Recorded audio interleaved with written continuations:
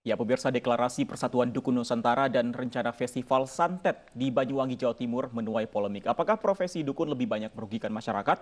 Untuk membahasnya lebih dalam, sudah bergabung bersama kami Ketua Umum Persatuan Dukun Nusantara, ada Pak Abdul Fattah Hasan, dan Wakil Sekjen Majelis Ulama Indonesia MUI, Pak Amir Syah Tambunan. Saya ke Pak Fattah dulu. Pak Fattah, Assalamualaikum, selamat sore. Apa sebenarnya urgensi agar eh, menjadi salah satu program dari Persatuan Dukun Nusantara ini untuk membuat sebuah festival santet? Apa urgensinya sehingga harus dibuat festival seperti itu? Ya, selamat sore semua pemirsa di rumah. Assalamualaikum warahmatullahi wabarakatuh. Waalaikumsalam. Bahwa keberangkatan kami beserta teman-teman yang tergabung dalam pergub ini adalah pertama ada rasa keprihatinan kami kepada masyarakat terkait dengan adanya aktivitas dukun atau perdukunan yang kita lihat di banyak media online atau apalah itu yang membuat ini potensi adanya praktek penipuan. Dan saya kira ada banyak lagi berita-berita itu yang korbannya itu banyak dari masyarakat kita. Oleh sebab itu, Perdunu ini dibentuk untuk memberikan edukasi kepada masyarakat bahwa dunia dukun dan perdukunan ini akan dikelola dengan baik dan memberikan edukasi kepada masyarakat agar kemudian tidak ada lagi orang yang tertipu adanya praktek dukun dan perdukunan. Mungkin itu yang melatar belakangi berdirinya Perdunu. Baik, Gus, dengan bahasa festival santet, bayangan masyarakat adalah akan ada orang yang diuji cobakan untuk nanti disantet atau bahkan itu adalah ajang promosi dalam tanda kutip menjual berbagai macam santet. Dengan persepsi seperti itu, tanggapan Anda? Ya, sebenarnya kita harus berbicara dulu definisi santet itu sendiri. Tetapi dalam konteks yang lebih dalam, kami sudah ada permohonan untuk kami bisa melakukan klarifikasi di Dinas Kebudayaan dan Pariwisata. Oleh sebab itu, secara rinci akan kami sampaikan di sana. Karena kalau saya sampaikan di sini nanti tidak cukup waktu yang kemudian membuat polemik baru. Jadi saya ingin untuk besok siang jam 1 kami akan bikin audiensi lah dengan pemerintah, dengan MUI juga mungkin pihak budayawan, biar kemudian nanti bisa tercerahkan semuanya apa yang menjadi rencana dari Perdunu ini.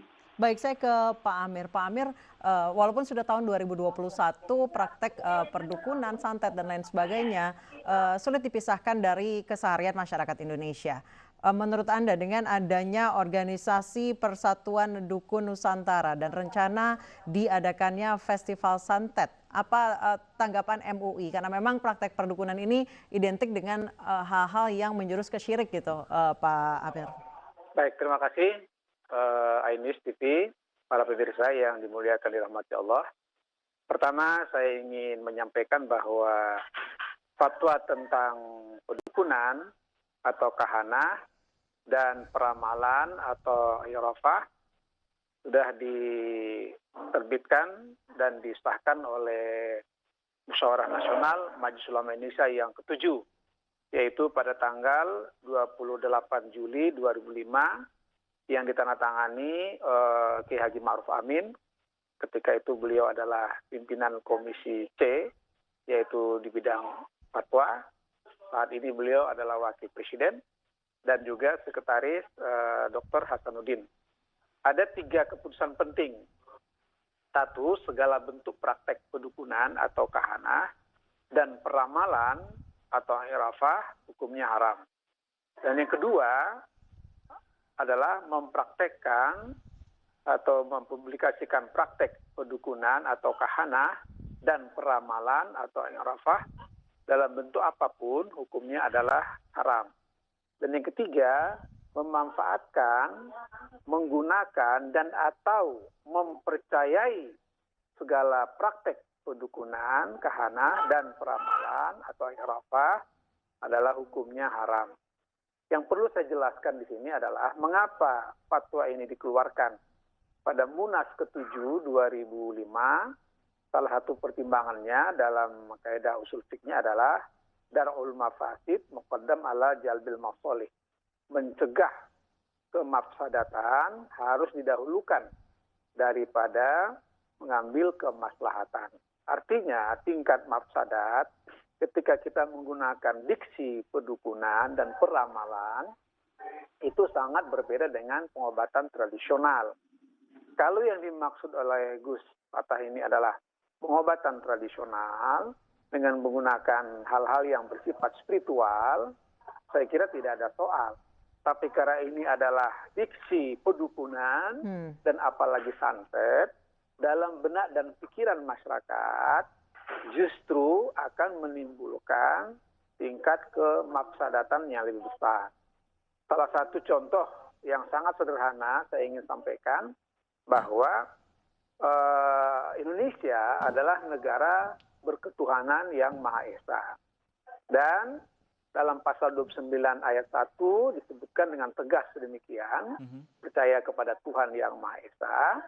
Yang pada ayat 2 ditegaskan bahwa negara memberikan jaminan kemerdekaan kepada penduduk untuk memeluk agama, ya, untuk memeluk agama dan kepercayaan sesuai dengan agama dan keyakinannya. Oleh karena itu, dalam konteks Islam, maka Islam tegas, jelas mengharamkan pedukunan dan peramalan. Diharamkan. Baik, kami dapat poinnya. Baik, Pak Amirsyah, kami dapat poinnya. Kalau memang kegiatan dari Perdunu ini bukan pengobatan tradisional dan bersifat perdukunan, itu artinya diharamkan oleh MUI. Apakah masih akan tetap dilanjutkan, Pak Fatah? Jadi begini, saya kira terkait dengan Perdunu ini ada yang mungkin salah tafsir. Jadi begini, di dalam aktivitas perdukunan itu kan ada mulai dari hal item yang terkecil seperti dukun bayi, ada dukun pijat, ada dukun jampi yang meramu jamu-jamu itu dan seterusnya, yang itu yang berkaitan dengan pengobatan tradisional. Dan ini kami ingin sebenarnya dalam Perdunu ini mewadahi para pelaku-pelaku perdukunan yang tidak melanggar norma-norma agama, tidak melanggar syariat, itu akan kami sertifikasi. Jadi kemudian para pelaku-pelaku yang aktif kemudian bisa tergabung dalam organisasi kami akan membina kemudian ini biar memberikan manfaat yang seluas-luasnya kepada masyarakat. Kalau festival santetnya akan melakukan apa saja nanti, Pak Fatah?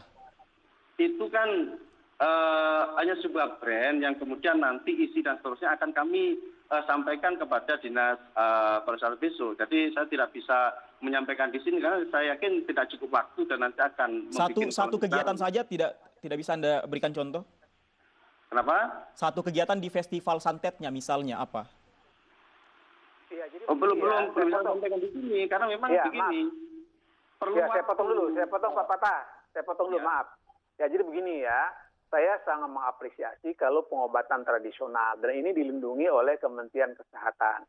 Oleh karena itu, agar tidak meresahkan masyarakat sekaligus tidak membingungkan masyarakat, maka alangkah baiknya saya selaku Sekretaris Jenderal Majelis Ulama Indonesia, mari kita ciptakan suasana kehidupan masyarakat di suasana COVID sekarang.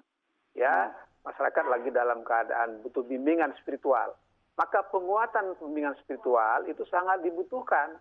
Saya juga ada teman saya Ustadz Fadlan di Bekasi di sebuah pesantren, itu saya pernah melakukan doa-doa spiritual dengan melalui seperti penguapan, ya, dan itu menyegarkan sekali. Jadi artinya apa? Artinya doa itu memang sangat diwajibkan dalam Islam dan disertai dengan pengobatan tradisional yang menggunakan lingkungan alam semesta.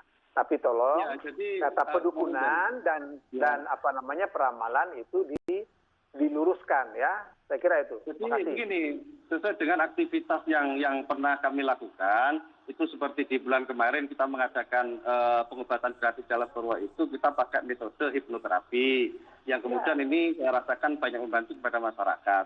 Dan kemudian ada banyak lagi praktisi-praktisi dalam bidang yang lain yang kemudian ini ketika kita kelola dengan baik, kita arahkan masyarakat untuk kemudian biar tidak ada penipuan-penipuan atau tertipu dengan praktek-praktek dukun dan perdukunan. Makanya kami ingin ketika organisasi ini terbentuk, itu menjadi payung besar yang bisa memberikan edukasi selanjutnya kepada selain praktisi juga kepada masyarakat. Itu harapan kami begitu. Nah, dalam tindak lanjutnya karena ini sudah menjadi konsumsi oleh banyak pihak, maka kami membuka diri untuk diskusi kepada semua pihak, termasuk yang paling dekat di daerah kami, yaitu Dinas Kebudayaan dan Pariwisata. Kami ingin menyampaikan semuanya apa yang menjadi gagasan-gagasan dari teman-teman yang tergabung di sini. Nah, kemudian karena juga ada komentar yang disikapi oleh PBNU maupun MUI Pusat, maka kami sebenarnya teman-teman ini menginginkan untuk sekiranya bisa audiensi dan kemudian kami bisa mendapatkan arahan-arahan yang bisa memberikan manfaat sebesar-besarnya kepada masyarakat. Jadi harapan kami itulah. Kami menyambut baik, itikat baik. Silakan berdiskusi, musyawarah dengan MUI kabupaten kota, provinsi di Jawa Timur, sehingga dalam rangka untuk mencegah hal-hal yang bersifat mudarat, maka kemudian kita mengedepankan bagaimana maslahat di tengah-tengah masyarakat. Oleh karena itu sekali lagi kami ingin menyampaikan bahwa masyarakat kita memang butuh penguatan spiritual ya dengan doa-doa. Ya, mudah-mudahan penguatan doa yang terhindar dari kesyirikan, ya kan, tahayul dan seterusnya itu bisa kita luruskan dengan sebaik-baik. Begitu, ya, Gus Fatah. Terima kasih. Begini, sebentar saya tambahkan bahwa teman-teman yang tergabung di dalam Perdunu ini sebenarnya bukan latar belakang secara praktisi resmi dunia perdukunan, tetapi mereka-mereka itu adalah pengasuh pondok pesantren di Banyuwangi yang memang sebenarnya sangat khawatir dengan adanya praktek dukun dan perdukunan yang ini sangat mengkhawatirkan terhadap kemusyrikan atau perbuatan syirik. Makanya dalam organisasi ini kami akan mengedukasi, begitu loh. Intinya tujuan besar kami. Ya, baik. Oke, jadi kalau begitu dari Pak Fatah dari Perdunu ini bisa menjamin bahwa nantinya semua kegiatan tidak akan ada yang bersifat mudarat seperti dikatakan oleh Pak Amir Syah tadi. Saya pastikan tidak ada aktivitas di Perdunu ini yang membahayakan atau yang membuat kisruh masyarakat atau bahkan yang mendekati syirik. Kami pastikan itu. Saya pastikan itu. Ya, jadi misalnya contoh sederhana ya, ada teman saya Persatuan Kris di Makassar, kebetulan bendahara MUI, namanya Pak Andi ya, Taswin. Beliau itu punya persatuan menghimpun banyak kris-kris yang indah-indah sebagai wisata dan seterusnya. Tapi sedikit pun tidak ada keyakinan bahwa kris itu membawa kesaktian dan lain-lain. Nah, yang begini kan sebenarnya ya tidak ada kesaktian, tidak ada